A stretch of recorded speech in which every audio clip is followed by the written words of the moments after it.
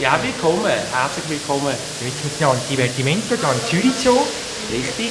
Thomas Markus mit einer Fernsehsendung von SRF. Das ist 1 gegen 100. Nein, Eins gegen 100. 1 gegen 100, pardon. Ja, Sind wir da. grossartig. Und es ist immer ein bisschen das Gleiche, wenn man mit dem SRF zusammen arbeitet. Es ist 7 Stunden warten, 3 Minuten filmen. Lässig.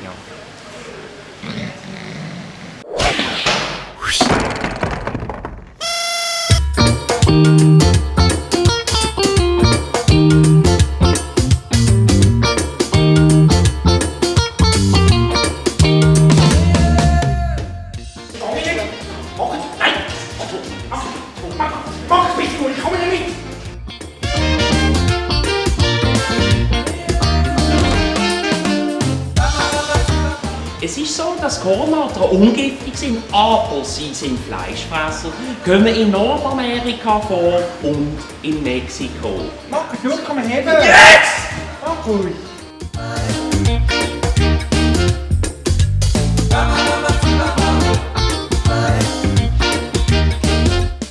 Wir versuchen Tiere zu spüren und eine Verbindung aufzubauen. Markus, bitte gut. Was willst du da mit den Tieren eine Verbindung aufbauen? Die sind ja alle eingesperrt.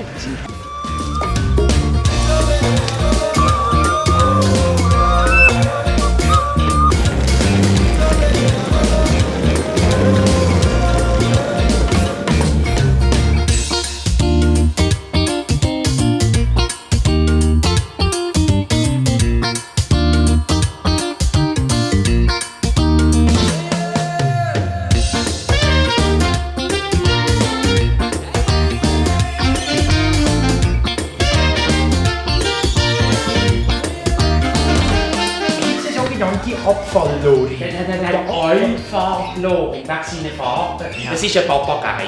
Ganz im Bunten. Ja. Er hat das ganze Jahr Striperei. Christopher Street. Oh, Also ich finde es schwul. hey, hallo, das ist auch geil. Mir gefällt das. Der ist super.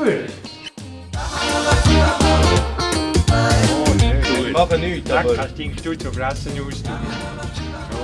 Trampeltiere haben verschließbare Nasenlöcher.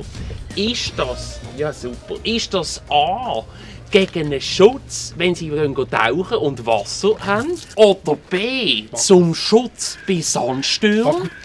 Oder ist das C, wenn sie wegen dem Körperpflege sich in Dreck oder auch Schlamm wälzen? Markus, bitte gut.